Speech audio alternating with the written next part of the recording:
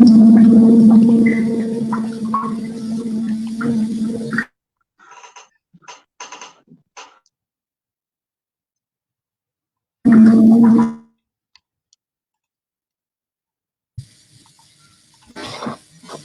tarde a todas e todos que estão acompanhando hoje com a gente a live Peça aí do Samaré sobre como as pessoas com deficiência estão enfrentando a pandemia.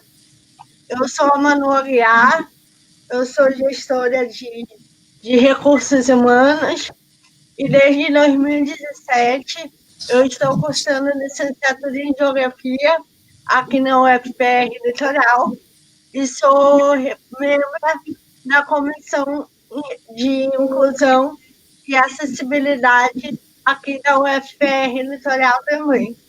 Eu vou pedir para a Fernanda se apresentar um pouquinho. Boa tarde, Manu. Boa tarde, Celina, que está fazendo a interpretação em Libras, né? Queria agradecer pelo convite, Manu, e o pessoal da UFPR Litoral, agradecer ao William, que está fazendo a parte técnica. Então, eu sou a Fernanda Skolnick, eu sou professora de português e de literatura no Colégio de Aplicação da UERJ e também estou diretora da Adverge, que é a Associação dos Deficientes Visuais do Estado do Rio de Janeiro, e sou integrante do coletivo feminista Ellen Keller de Mulheres com Deficiência, junto com a Manu também, né? Sim, eu vou contextualizar um pouquinho o local que as pessoas com deficiência elas estão hoje no Brasil para a gente iniciar esse debate, esse bate-papo aqui na live hoje. Então, segundo o último censo do IBGE, existem no Brasil 45 milhões de brasileiras e brasileiros com alguma deficiência. Isso representa 24% da população total do Brasil, né?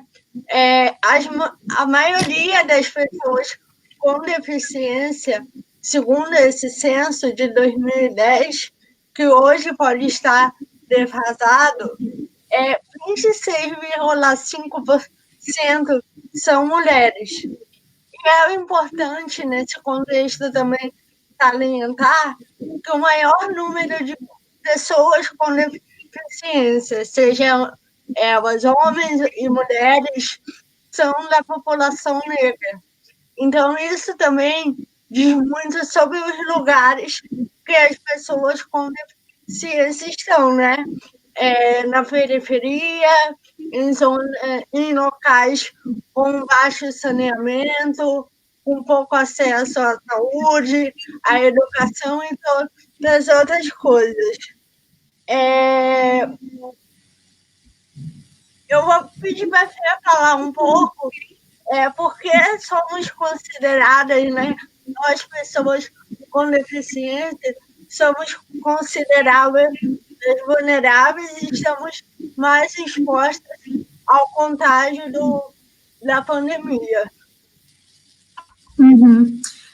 Pois é, Manu, isso é bem importante você ter dado essa contextualização de situar onde estão as pessoas com deficiência socialmente, economicamente, porque são pessoas que estão realmente, majoritariamente, em uma condição de pobreza, pela nossa exclusão social. A gente acaba sendo excluído do acesso à educação, do acesso à saúde, do acesso logo ao mercado de trabalho também, né? E a gente vivencia o capacitismo diariamente. Então, isso já gera esse lugar de pobreza que você colocou, né? Uma maioria de pessoas pobres, muitas são negras, né? A maioria mulheres. Então, vários atravessamentos de condições que são marginalizadas pela sociedade, né? Que a gente vive, uma sociedade capitalista, enfim. Então, isso também já é um fator de exclusão até na pandemia, né? Acho importante, antes da gente especificar também as questões da deficiência, porque essa questão de classe acaba sendo determinante também, porque a gente sabe que nesse momento, por exemplo, eu, que sou de uma classe média mais alta, falo de um lugar privilegiado, né, tenho um emprego, estudei, sou professora, fiz doutorado, estou aqui na minha casa, no isolamento, posso fazer o isolamento, tenho esse privilégio, consigo não sair de casa nem para ir ao mercado, peço tudo em casa, e essa não é a realidade da maioria das pessoas no Brasil, que estão numa situação de pobreza e muitas mais vulneráveis ainda, mais marginalizadas por causa da pandemia, porque perderam seus empregos, a maioria está na informalidade. Então, isso acho que é um dado também que conta para a gente falar dessa exclusão nesse momento e que para a gente, né, para a população com deficiência, já é uma exclusão que acontece independentemente da pandemia e que se agrava durante a pandemia, né, por motivos dessa demanda, desse isolamento, para a gente poder cuidar da nossa saúde. As pessoas que estão nas favelas, por exemplo, não tem como se proteger, elas vivem em moradias precárias, né, em locais que não têm, assim, muitos cômodos e vivem muitas pessoas num lugar muito pequeno, então, se uma pessoa já pega o corona, já é mais difícil, não tem esse isolamento, como a gente teria possibilidade maior, né, então é muito mais complexo, né, enfim, pela própria estrutura também caótica dessa favelização, enfim, também não é, isso também não favorece uma condição de saúde, né, e também o cuidado nesse momento em que a gente vive uma pandemia, que é uma questão sanitária e também social, né. E aí, pegando sua pergunta, assim, tem alguns fatores, né, eu que sou uma pessoa com deficiência visual, eu uso bengala, então, assim, independente de ter uma comorbidade ou não, eu, no meu caso, por exemplo, não tenho, né? Tem pessoas que têm diabetes, que têm deficiência visual que são diabéticas, ou pessoas que têm outros problemas também, né? Problemas cardíacos, etc. Mas, independentemente da comorbidade, pessoas com deficiência visual que usam bengala, elas já estão mais expostas se elas precisam sair nesse momento de pandemia, porque elas estão usando a bengala que tem um funcionamento diretamente pelo tato, pelo contato com o chão, né? E com as superfícies. E a gente também usa muito as mãos, assim, para se situar no espaço, né? A gente usa muito a mão que não está com a bengala, muitas vezes ela nos ajuda a perceber alguma coisa e a nos proteger, a proteger o rosto e também a proteger o corpo de algum obstáculo. Então, a gente até, quando aprende a usar bengala, a gente também aprende técnicas para usar a outra mão, qual é a maneira que a gente usa para não machucar a mão, enfim. Então, isso já é um dado que bota a gente mais exposto, assim como as pessoas que usam cadeiras de rodas, que usam andadores, que usam muletas, que também são recursos de mobilidade, né, para pessoas que têm diferentes deficiências físicas e pela mesma questão, né, desse contato direto com o chão e com as superfícies, isso acaba expondo mais, né, esses recursos, a cadeira de rodas, a muleta, isso acaba se tornando foco de contágio. Então, exige um cuidado muito maior, né? Se eu saio na rua, eu preciso higienizar minha bengala muito bem, né? Além de fazer tudo que todo mundo faz, eu preciso tomar mais cuidado, eu uso mais a mão para encostar nas coisas, né? Então, isso seria um ponto inicial dessa exposição, né? O que mais? Esqueci. Outra questão que eu acho importante a gente falar, né, Fê, é a questão do cuidado.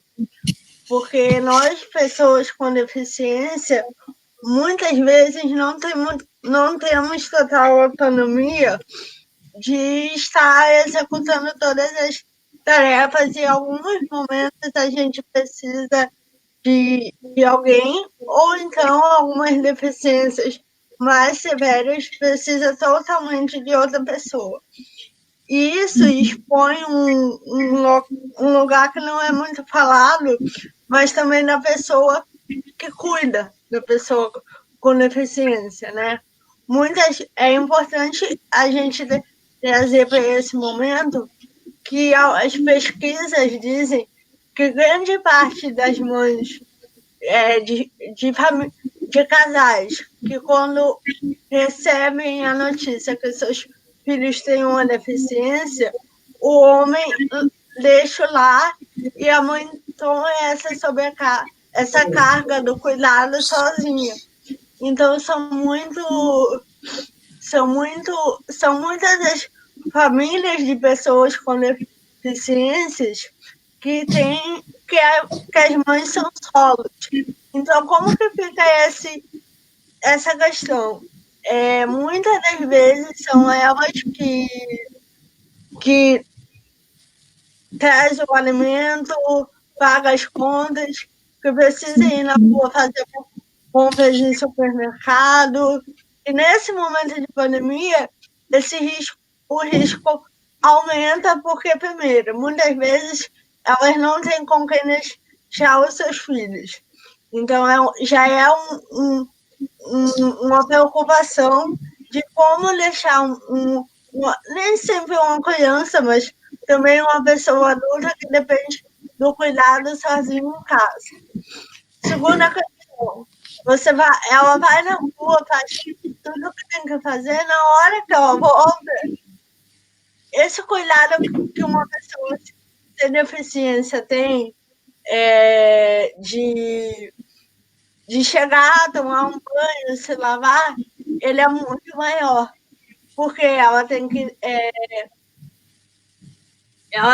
chegar e ver o que o seu filho está precisando, mas antes ela tem que se higienizar o que ela comprou, trocar de roupa, só depois e dar atenção para essa pessoa.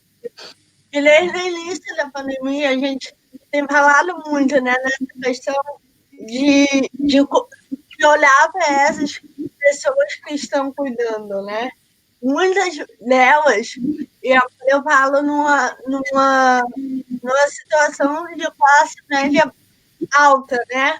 Que tem os cuidadores que são pagos para cuidar dessas pessoas. A gente, quando rola aí, olha as notícias relacionadas a isso, a gente pode ver que algumas dessas pessoas, sobretudo mulheres, estão sendo obrigadas a morar no emprego. Antes elas trabalhavam 8 horas por dia, hoje ela aumentou a sua carga e nem sai da casa do empregador. E essas são questões também que envolvem a vivência do cuidado, do lugar da pessoa que cuida, da pessoa com deficiência, e também é uma questão social, porque se essas pessoas que estão sendo pagas para cuidar de outras pessoas, como que fica a família dessas pessoas também, né? E acho que você pode falar um pouco sobre a comunicação, o acesso, né, na comunicação, acessibilidade e informação nesse momento. Uhum. Só para complementar também o que você falou do cuidado, que é super importante, porque a gente não tem uma política pública do cuidado, né? Isso acaba recaindo, enfim, sobrepondo não, acaba ficando nas costas da família, né? E eu acho assim, que está me preocupando muito nesse momento é ver um país como o Brasil, onde a gente não fez o isolamento social adequadamente, de uma maneira rígida, como nos outros países, e a gente agora tem uma série de governadores e prefeitos que estão determinando várias etapas de reabertura, de retorno das atividades nos seus municípios e nos seus estados.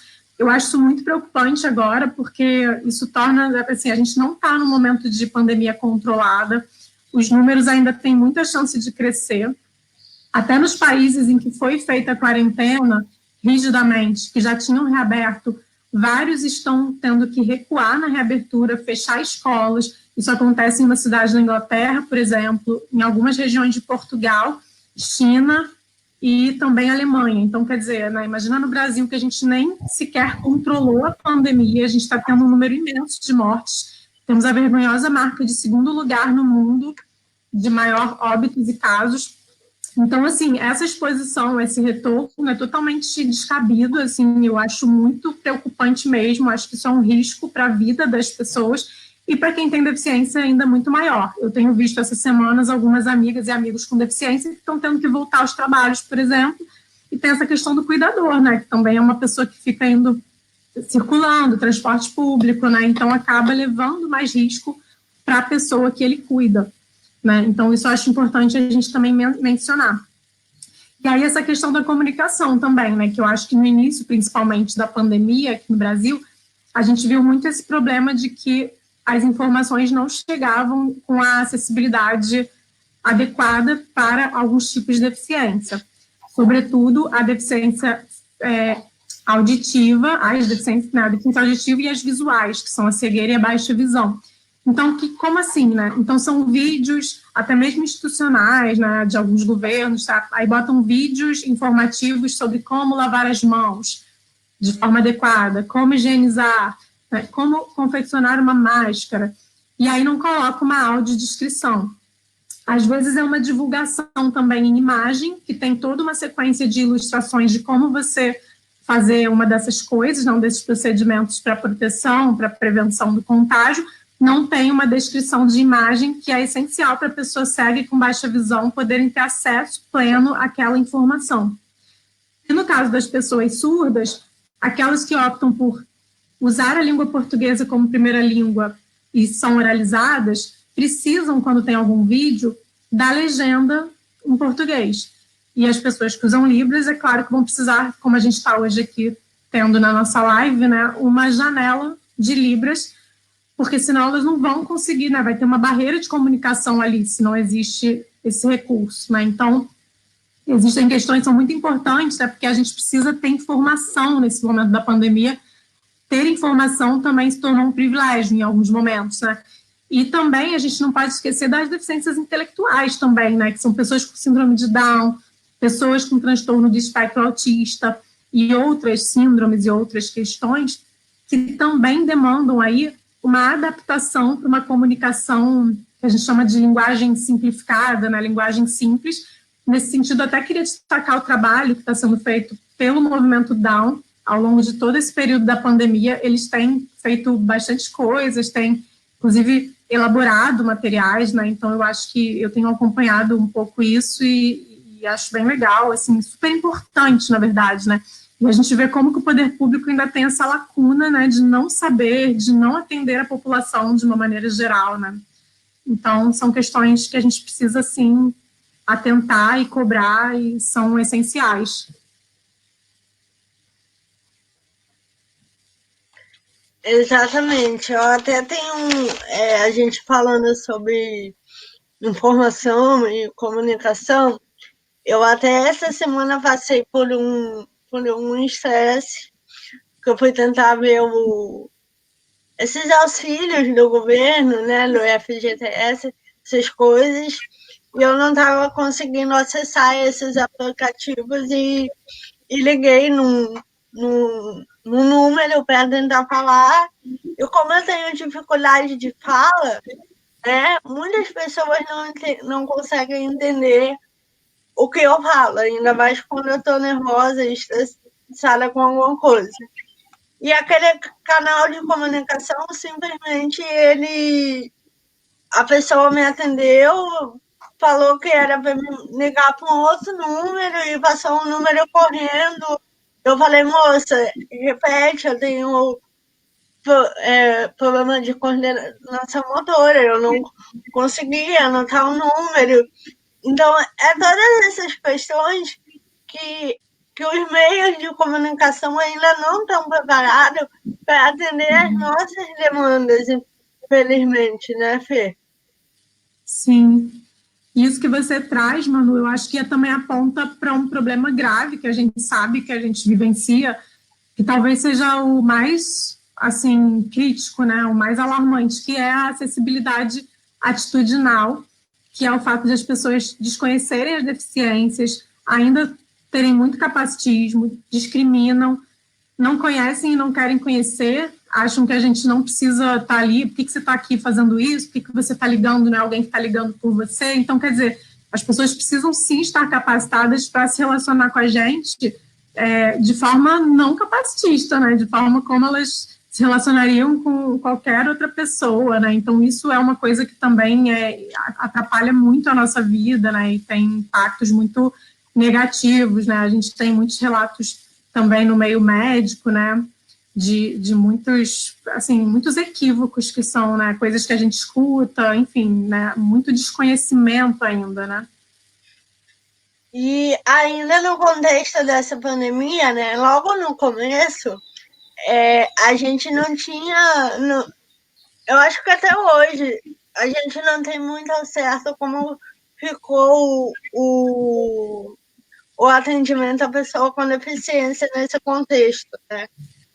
A gente sabe que tem a LBI, para quem não conhece a LBI, a Lei Brasileira de Inclusão, ela está posta desde 2015, e ela diz que a pessoa com deficiência tem atendimento prioritário em qualquer razão, em todas as áreas, e na saúde, num contexto de pandemia como a gente vive, ela não cai. Só que a gente teve alguns relatos, e não só no Brasil, isso veio de fora e acendeu um alerta aqui no Brasil, né? De quais vidas valem mais, né? A gente teve muito relato do exterior de que quando pessoas com deficiências chegavam em hospitais e precisavam de aparelhos respiratórios, se tivesse muito cheio, essas vidas eram preteridas. Era como se nossos corpos não valessem, né, Fê? Se você quiser comentar esse contexto também. Isso é uma questão muito delicada que realmente aconteceu, e é complicado, porque a gente sabe que existem protocolos médicos em relação a situações extremas, né? E, infelizmente, a gente no Brasil não tem investimento adequado no SUS. É bom dizer, inclusive, a gente fazer aqui também um protesto, a gente precisa exigir, a sociedade precisa exigir a revogação imediata da emenda constitucional 95, que cortou os gastos simplesmente da saúde e da educação por 20 anos. Então, quer dizer, agora a gente tem uma situação que a gente não tem nem ministro direito, né? A gente não tem ministro da saúde, da educação, já nem sei mais em que pé que está, acho que está sem também. Então, assim, é um abandono, né? A gente não tem política pública para nada. Nesse governo, 1 ano e meio a gente está sem isso, sendo que a gente já estava vindo com um sucateamento sempre do SUS muito grande, né? E assim, sendo que a gente sabe desse projeto que é para ser o SUS, que é um sistema único que tem a questão da integralidade, da universalidade e também da gratuidade, que é fundamental para que a gente, de fato, tenha uma democratização do acesso à saúde, né? Porque quem é rico vai ter acesso, quem é pobre não tem, isso não faz o menor sentido, né? Já não faz sentido nem existirem ricos e pobres, né? Mas, enfim, e aí essa questão da seleção é uma coisa também que mostra o capacitismo estrutural, né? Porque você está ali diante de uma falta de leitos, por que você vai priorizar, né? A deficiência não pode ser um critério de escolha, né? Existem até protocolos médicos que, em casos extremos, eles precisam ali escolher, né? Isso é horrível, mas quando eles precisam se deparar com essa situação, escolher quem teria mais chance de viver. Só que você ter deficiência ou não, não é um indício de você poder viver ou não, né? Quer dizer, é claro que existem pessoas com deficiência, inclusive é até bom dizer isso para a questão da vulnerabilidade, para a sua primeira pergunta, que eu acabei não falando, tem muitas pessoas com deficiências também físicas, que têm algumas questões respiratórias, né, que são bastante, que são grupo de risco mesmo, né? E a Convenção da ONU, que é um documento que embasou a Lei Brasileira de Inclusão, e que também no Brasil tem status de emenda constitucional, eu acho que é no artigo 10º ou 11º, enfim, também coloca ali que as pessoas com deficiência têm que ser consideradas vulneráveis em situações de calamidade pública. Então, quer dizer, tem essa questão da vulnerabilidade. Mas é diferente de você ter ali uma situação de precariedade de leitos ou de poucos respiradores e você não pode colocar de maneira nenhuma a deficiência como um critério de escolha para hierarquizar vidas. Sim, e até a Lei Brasileira de Inclusão, no seu artigo 22, ela diz que a pessoa com deficiência internada ou em observação é assegurado o direito de acompanhante ou atendente pessoal, né? E ela ainda diz que devendo o órgão ou a instituição de saúde proporcionar condições adequadas para sua permanência em tempo integral. E se, na impossibilidade disso, o profissional de saúde tem que fazer um termo justificando por escrito. Só que isso a gente vê que não está acontecendo nesse momento. Eu recebi um relato assim, bem pessoal de uma mãe que perdeu uma filha e isso não foi feito. E ela era autista severa, então a comunicação era só a família que realmente entendia, era uma comunicação alternativa, e que muitas vezes esses profissionais não estão preparados para lidar com essas situações. E eu vi que semana passada, no estado de São Paulo, saiu uma resolução falando que a pessoa com deficiência que tem mobilidade reduzida ou não anda, que não verbaliza, ela tem direito a esse acompanhante nesse contexto. Você tem informação disso em outros lugares? Porque aqui no Paraná mesmo, a gente não tem nenhuma orientação sobre isso. Uhum. Isso estava sendo complicado porque tem essa questão da pandemia, de que as pessoas não estão podendo ficar próximas, né? Então, isso acaba sendo problemático para quem precisa de um acompanhante, para uma pessoa que precisa sair também acompanhado, né, por ter alguma deficiência, e inclusive, nesses casos mais severos que você mencionou, né, são pessoas que precisam de um cuidador para fazer uma série de atividades e de cuidados pessoais também, higiene pessoal, né, muitas vezes são pessoas que precisam ir ao banheiro assistidas, tomar banho, né, não tem independência para fazer essas atividades da vida diária.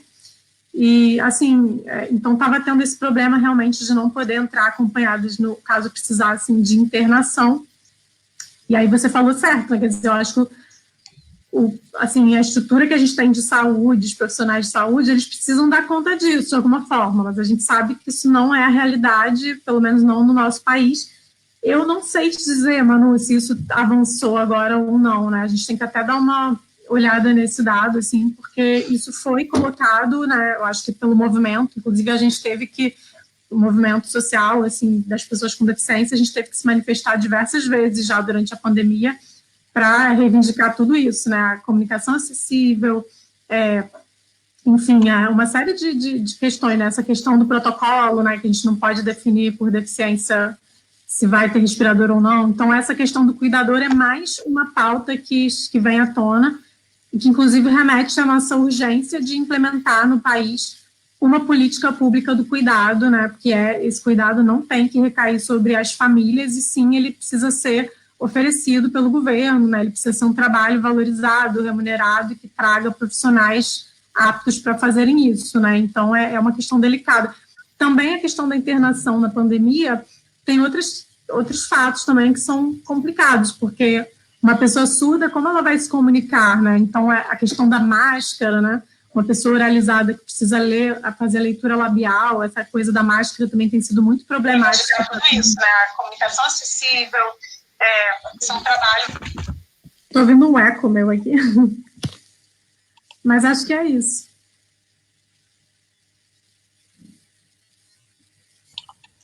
Então... E a gente pode dizer um pouco sobre o acesso à educação nesse momento, né?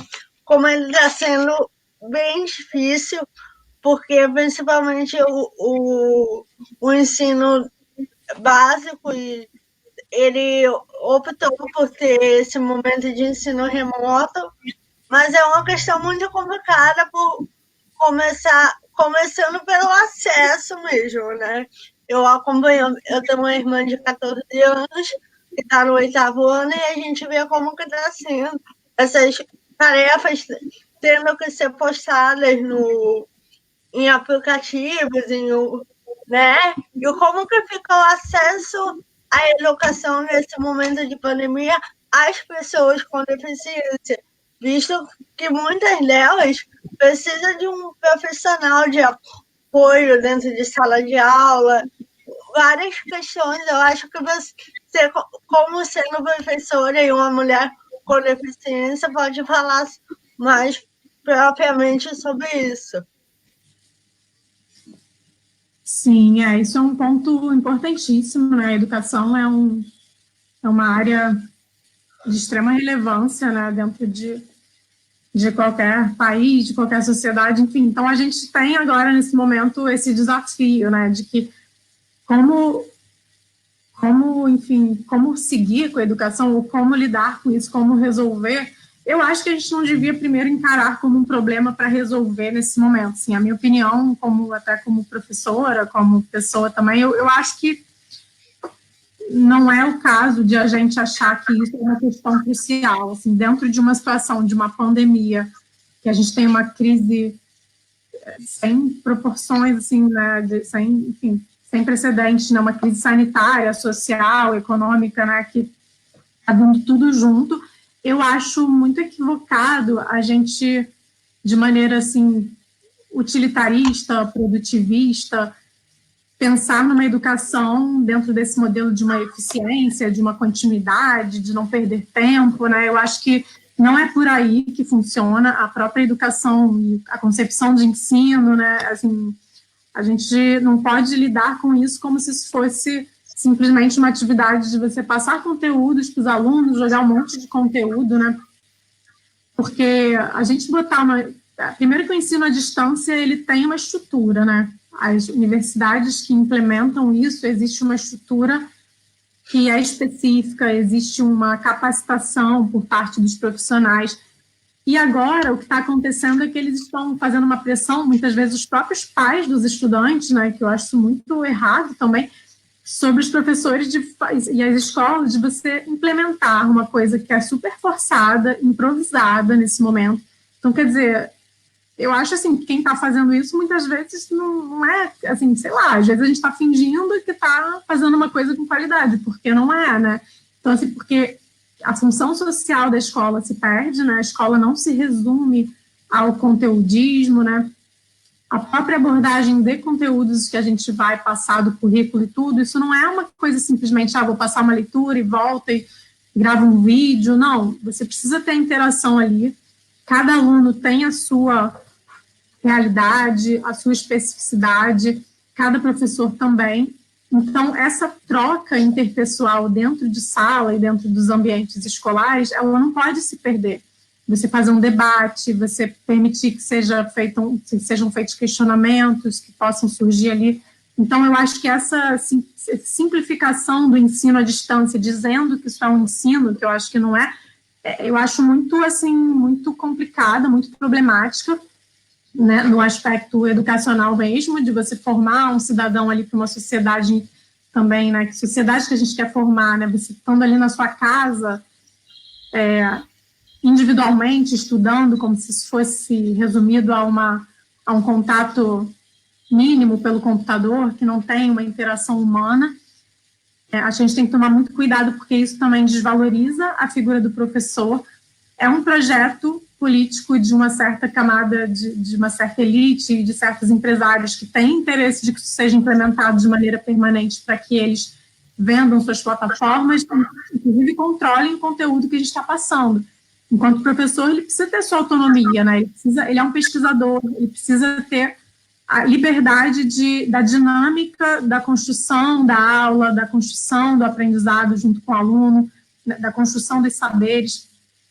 Para o estudante com deficiência, isso é ainda pior, né? Porque, assim, a gente tem a questão da exclusão digital também, que a gente não pode fechar os olhos para isso. A maioria dos estudantes no Brasil não tem uma realidade adequada e propícia e favorável para ter uma aula à distância, né? Se isso fosse aula, enfim, né? Se isso fosse considerado, de qualquer forma, as pessoas não têm computador, não têm internet, não tem uma estrutura, né? Não tem uma moradia que tenha um local adequado para estudar, né? Muitas vezes vivem muitas pessoas em uma casa muito pequena. Então, é uma série de problemas. E para o aluno com deficiência, ele fica com certeza para trás, e para mim isso já basta como um ponto que devia dar uma pausa nisso, dar um freio. E para mim não é possível você pensar a educação se uma pessoa está sendo deixada de fora. O estudante com deficiência pode ter dificuldade de acessar a plataforma se ele tem deficiência visual, essa plataforma precisa estar legível por leitores de tela, precisa ter ali alguns recursos para que esse aluno possa acessar, precisa apresentar um tutorial para uso com leitor de tela, e isso não acontece. Eu mesma, como professora, não estou conseguindo acessar com plena autonomia a plataforma que seria acessável pela universidade que eu trabalho. Então, assim, existe a questão também, você colocou, dos alunos que precisam de mediadores. Em sala de aula, a gente já não tem uma realidade ideal, está muito longe disso. Então, a gente tem muitos estudantes, por exemplo, com deficiências intelectuais, que dividem mediadores. Então, um mediador para 2 alunos, quando, na verdade, o certo era a gente ter um profissional de apoio individualizado para cada estudante, de acordo com o seu plano educacional individualizado, que também é feito pelo AEE, que é o atendimento educacional especializado, isso no âmbito da educação básica, né? Então, o estudante com deficiência, ele fica para trás mesmo, assim, né? Não tem condição, assim, de você, né? Mesmo que todos os estudantes tivessem computador e tudo, o ideal, assim, é complicado, né? Isso sem contar, Manu, que a gente está vivendo uma crise sanitária, uma crise, um problema, assim, em que a gente tem concretamente vidas se perdendo, as pessoas estão morrendo, no Brasil ainda em alto número, e então, assim, não tem um ambiente também propício para você fingir que a vida está normal, porque não está normal, né? Então, tanto as crianças quanto os adolescentes, os professores, os funcionários, eles também estão sofrendo impactos psicológicos, perdas também de vidas humanas, de parentes, de entes queridos. Então, assim, eu acho que é muito equivocado você pensar em forçar as coisas, em reabrir a economia, num contexto em que está em jogo são as vidas das pessoas, né? Eu acho isso bastante delicado, acho que não tem como a gente fazer concessão nesse momento em relação a isso, né? E outra, agora vou trazer uma realidade local aqui, né, onde a UFPR Litoral está localizada, né? A gente, principalmente em Matinhos, a grande parte da população ou ela é zeladora ou são de famílias que, né, trabalham em comércios aqui da região. E a gente teve a reabertura dos comércios aqui, acho que começo de maio, final de abril, o negócio, não lembro muito bem. E como que fica essas, sobretudo as mulheres, né? Porque a gente sabe que nessa sociedade patriarcal que a gente vive, quem dá o suporte na educação dos seus filhos, dessas crianças e adolescentes, são as mães, né? Então, essa sobrecarga real não só da pessoa com deficiência e tendo a aula, mas esse cuidado da saúde mental, que você está preocupado em não contrair a doença, e se cuidar do teu próximo. E eu vejo no começo, eu como estudante de licenciatura, eu vi um excesso de demanda para esses estudantes que estão tendo aula remota. Então, eram conteúdos que normalmente é 50 minutos de aula, e até uma vez eu conversei com a Fernanda sobre a questão, né, da minha irmã, que estava passando o dia inteiro estudando, e daí como que fica essas pessoas com deficiência nesse contexto, né? Sobretudo pessoas que precisam desse apoio, que não está acontecendo realmente, porque fica muito difícil colocar a vida da pessoa com deficiência em risco e a vida do professor, que se fosse o caso desse professor de apoio ir até a casa do estudante, é uma situação de risco muito grande, né, Fê? Sim, isso que você falou é outro ponto que é verdade, é importante também, porque os adolescentes, principalmente, né, eles estão recebendo um volume de atividades, né, nas escolas que permanecem, que optaram por permanecer, na verdade, principalmente as escolas privadas, né, porque existe essa relação também mercadológica, Então, a gente acaba que não tem como... As escolas privadas, elas acabam forçando mais esse contexto adverso, né? E a gente sabe que, infelizmente, não é em nome da educação, né? É em nome de não falir, né? Enquanto uma empresa, assim, que é... Eu não estou dizendo que essas escolas sejam ruins, tem muitas escolas que são muito boas até, mas, assim, é uma questão complicada, né? Porque você forçar isso e de que modo que isso é feito... Existe um planejamento para isso, né? Quer dizer, a gente vê que não existe, né? Uma situação totalmente improvisada dentro de um contexto que se colocou de uma maneira inesperada e totalmente nova para todos. Então, assim, tanto para alunos quanto para professores, isso é uma sobrecarga, né? Os professores também estão tendo que lidar com questões emocionais e questões domésticas e, enfim, questões de saúde, muitas vezes. Então, assim, é isso, né? E tá passando uma carga de conteúdo, né? Porque fica muito... Quando você vai para o online, fica muito focado no conteúdo mesmo, né? Então, assim, eu até sou favorável nesse contexto, inclusive, se for para manter um contato remoto com os estudantes, tentar fazer, assim, coisas mais leves, pensar um pouco no contexto de agora, debater com eles, conhecer mais os alunos, dar um espaço de fala para que cada um possa falar como está vivenciando isso e fazer outro tipo de atividade, assim, talvez de um perfil mais extensionista, uma coisa mais com filmes, debates, leituras, né? Não uma coisa muito nessa coisa do conteúdo, né? Que eu acho que não tem muita, assim, muita sintonia com a realidade que a gente está vivendo. Até para os alunos que estão fazendo Enem, é um problema, porque o governo não adiou o Enem, quer dizer, é uma coisa totalmente absurda, bizarra. Eu não vou nem comentar esse ex-ministro da Educação que saiu fugido, né, para os Estados Unidos, mas não fez nada para a educação e ainda fez coisas que atrapalharam, né? Quer dizer, você manter o Enem num contexto como esse, em que as aulas estão precárias, quando tem aula, né? Tudo isso que a gente já falou.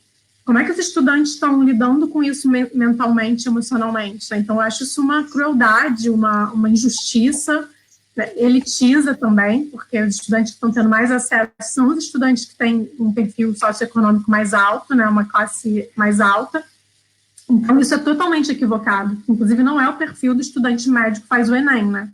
Então, eu acho, assim, que o Enem precisa ser adiado, sim, isso precisa ser repensado. A gente não pode manter as coisas como se nada estivesse acontecendo só para dizer que está cumprindo o calendário letivo, porque não dá mais para a gente ter essa lógica, né? Eu acho que se a gente precisa aprender alguma coisa com essa pandemia, né, por favor, que seja sermos mais humanos, sermos mais razoáveis em relação a isso e parar com essa lógica do produtivismo insano que não beneficia a ninguém, né? Beneficia, na verdade, ao capital, enfim, né? Mas não as pessoas que acabam sendo mais massacradas com tudo isso. Exatamente. A gente já está com 44 minutos de live, Fê. Eu acho que a gente pode começar a fazer algumas perguntas, uma para outra, ver, acompanhar os chats aqui, ver o que está, se o público tem alguma pergunta. E eu vou iniciar perguntando para você, na sua visão, no seu conhecimento, a estrutura do governo, ela pegou e o que é sobre as pessoas com deficiência e o que precisaria ser revisto agora? Eu acho que, bom, a gente tem uma situação agora de um governo que está aí há 1 ano e meio, mais ou menos, né? E a Secretaria Nacional da Pessoa com Deficiência não fez nada, absolutamente nada. Então, teve 1 ano, mais ou menos, de normalidade, né? Em que não foi feito nada. E meio ano agora, quase, um pouco menos, né? Alguns meses aí, 4 meses de pandemia, que, pelo que eu vi, não foi feito nada também, né? Então, na esfera federal, né, que eu estou dizendo, assim, os governos locais, eu acho que teve alguns avanços em termos de algumas questões da acessibilidade, né, da comunicação. Eu acho que até por conta das nossas reivindicações, por conta da gente se manifestar apontando essas questões, eu vi alguns efeitos práticos, assim, foram produzidas algumas cartilhas acessíveis, né, com total acessibilidade para todas as pessoas com várias deficiências, para que elas pudessem ter acesso a vídeos e materiais orientando, né, sobre a pandemia. E tem a Fiocruz também, que faz um trabalho de excelência nisso, né? Então, também foi produzido material da Fiocruz acessível. Existe na Fiocruz um comitê para acessibilidade e inclusão, tem muitas pessoas surdas que são trabalhadores da Fiocruz, né? Então, assim, existem algumas iniciativas, mas por parte do governo federal, eu acredito que tem que se fazer tudo, né? Tudo que precisa, porque nada foi feito, né? Eu não vejo, não teve essa preocupação, né? Inclusive um governo que se apropriou da pessoa com deficiência para se eleger, usou muito a comunidade surda, né? Com essa questão dos intérpretes, a questão da evangelização, que eles usam muita interpretação de Libras para isso, e você vê que não tem, de fato, um conhecimento sobre as demandas do segmento, né? Aquilo ali é puro marketing, um marketing, inclusive, perverso, né? Que a gente não aceita que eles se apropriem de nós dessa forma. É um total absurdo, né? Uma população que precisa de políticas públicas concretas, né? Então, assim, eu acho que esse governo deveria, sim, não que eu espere muito dele, mas a gente precisava que ele tivesse uma seriedade, acho que em relação a tudo, né? Porque não há seriedade, né? A gente tem um chefe de Estado que está, um chefe do país que está simplesmente saindo sem máscara em um local onde isso é proibido. Então, quer dizer, é proibido para quem, né? Por que para ele pode? Por que ele não vai ser punido ou multado? Né? Como é que pode uma pessoa estar promovendo, contribuindo com certeza para a morte de outras pessoas porque está fazendo coisas absurdas, né? E agora a gente tem uma crise política também que já se instalou, com diversos fatos acontecendo que estão dificultando mais ainda que se realizem avanços em todas as esferas, né? Tanto na educação, quanto na saúde, quanto nas políticas para as pessoas com deficiência. Então, eu diria que o governo precisa fazer tudo, né? Eu acho que o governo precisava ser outro, porque esse governo definitivamente não serve. A gente aqui na UFR Litoral, a gente tem a Comissão de Inclusão e Acessibilidade e a professora Franciele Brizola, que ela faz o atendimento educacional especializado no ensino superior, né? Então, o que a gente vê aqui também é que não tem como a gente adotar um ensino à distância, né, um EAD nesse momento, porque é um desgaste psicológico desnecessário. A gente já tem muita coisa para se preocupar e muitas pessoas não têm acesso.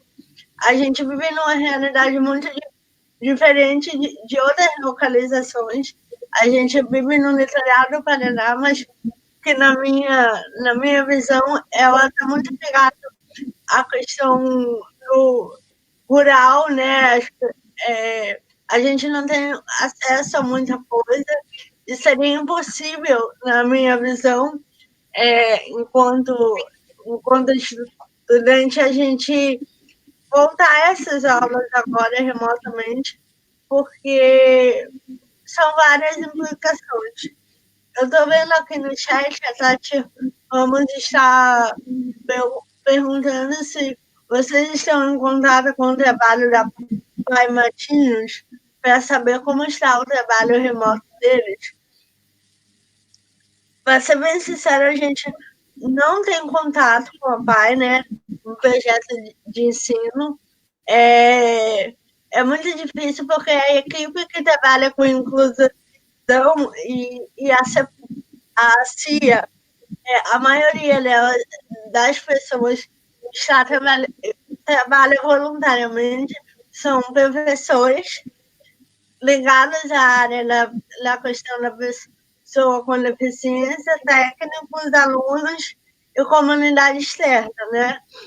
Então, é uma demanda que a gente, infelizmente, ainda não dá conta de atender. A gente foca mesmo no trabalho, no ensino superior, né? A condição de acesso e, sobretudo, permanência dos estudantes com deficiência na universidade.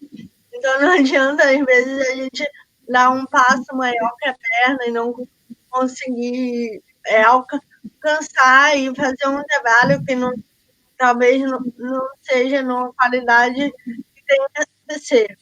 A gente tem muito contato também com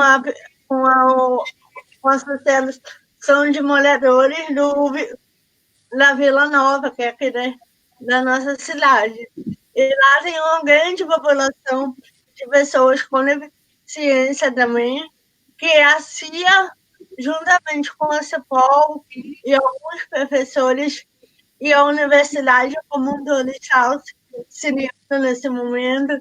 Então, a gente está auxiliando com material de trabalho remoto, né, desses estudantes mesmo que não têm condição de ter esse acesso. Até agora, né, no ciclone bomba, a gente ajudou na reconstrução de casas lá na região, porque também é uma região que tem muitos estudantes da PAI, então a gente não está trabalhando, respondendo a pergunta da Tatiana, a gente não está trabalhando diretamente com a PAI Matinas, mas a gente está dando suporte a esses estudantes de outras formas, né? Você tem alguma pergunta, colocar mais alguma coisa? Acho que não. Queria parabenizar vocês também pelo trabalho, né? Porque eu acompanho um pouco por você, né? A Comissão de Inclusão e Acessibilidade aí da UFPR de Matinhos, de Litoral, né? E é super importante, porque a gente sabe que não é toda ainda a universidade que tem essa estrutura, então, assim, existem vários níveis, assim, de construção disso, né, nas universidades do Brasil afora. Então, eu acho que isso é muito importante, até como exemplo do seu trabalho, né, e da Fran, porque a gente está tentando implementar, né, e assim, eu acho que eu vejo aqui no Rio também realidades diversas, né, a UERJ tem, quer dizer, a UFRJ tem um fórum de acessibilidade para debater as demandas, a UF tem lá o projeto Sensibiliza, que é bem legal, que recebe os alunos, os estudantes com deficiência na universidade, que acho que é bem parecido nesse sentido com a comissão de vocês, né? Enfim, na UERJ a gente tem rompendo barreiras, mas ainda tentando construir também de maneira mais efetiva um acolhimento para comunidade universitária de uma maneira geral, para as pessoas com deficiência, que não são só estudantes, né? Podem ser trabalhadores, professores, como é o meu caso, né? Então é importante que a gente tenha esse tipo de comissão voltada para a comunidade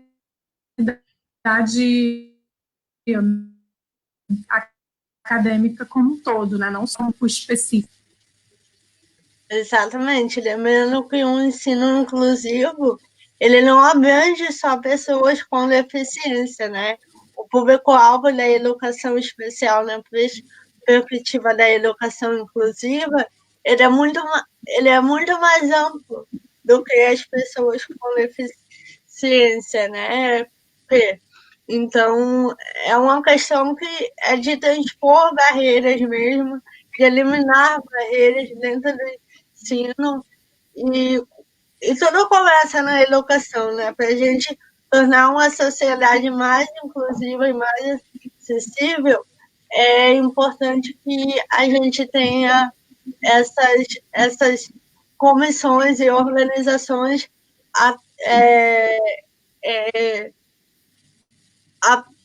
abrindo caminhos para as pessoas acessar esse ensino mesmo. Exatamente. Para a gente construir uma sociedade democrática, de fato, né? Porque as pessoas com deficiência já encontram tantas barreiras, né? Então, assim, tem casos de pessoas que não conseguem chegar à universidade porque o transporte não é acessível, né? Então, se a pessoa consegue chegar lá dentro, a gente precisa, é obrigação, é um dever nosso, enquanto universidade pública, democrática para todo mundo, que a gente tenha um espaço acolhedor e propício, né? Que não seja mais um espaço que gere um estresse emocional para a pessoa com deficiência, né? Porque isso é uma injustiça social que a gente precisa reparar. Eu quero agradecer primeiramente a Celina por estar aqui interpretando, tornando essa live, a live para sair dessa maré acessível, comunicacionalmente a todas as pessoas. Agradecer a CIA, eu estou aqui representando várias pessoas, eu estou em nome da CIA, da Comissão de Inclusão e Acessibilidade da UFPR Litoral. Então, é uma construção que não foi feita sozinha, Tem a Fran, tem a Juliana, a Tati, a própria Celina, que é da CIA também, a Adriana Aguiar, que é da comunidade externa, a professora Franco. Então, são pessoas que realmente estão aqui preocupadas com a inclusão do público-alvo da educação especial, das pessoas com deficiência dentro da universidade. Eu já quero aproveitar e convidar todos a conhecer o nosso trabalho. A gente está preparando algumas ações aí virtuais iluminacia juntamente com o setor, com a direção, com a CEPOL. Então, é muito, muito gratificante esse espaço. E agradeço a você, Fernanda, por se disponibilizar, estar aqui 1 hora do seu dia para falar sobre essas questões que a gente, na realidade, discute todo dia, né? Então, acho que você pode deixar uma última mensagem aí para o pessoal. Queria agradecer também a você, Manu, a Comissão de Inclusão e Acessibilidade da UFPR, Setor Litoral. Agradecer muito a Celina por estar aqui, parabenizar também a Celina, que está aí também nesses primeiros momentos como intérprete. É um prazer ter você aqui, muito legal, importantíssimo, né? Agradecer o William, que está no suporte técnico, mais uma vez, e acho que a mensagem é essa, né? A gente tem que construir uma sociedade democrática, né? Isso não é negociável, a gente precisa, assim, todo mundo tem que se responsabilizar por isso, não são só as pessoas que precisam, todo mundo um dia pode precisar, isso não é só por um grupo específico, né? É por todo mundo, e precisamos seguir na luta, né? Resistir e conquistar isso, porque sem democracia não dá para seguir, a gente não pode deixar ninguém para trás. Exatamente. Então, muito obrigada a todos que acompanharam a live de hoje. Fiquem ligados aí nas redes da UFPR Litoral para saber as próximas lives para sair dessa maré, que acontece toda sexta-feira aqui na página do Facebook da UFPR Litoral às 17 horas. Então, mais uma vez, agradecer a Celina, o William, que está no suporte técnico, a direção do setor e todos que acompanharam aqui esse momento de discussão sobre vidas de pessoas com deficiência. Muito obrigada, gente.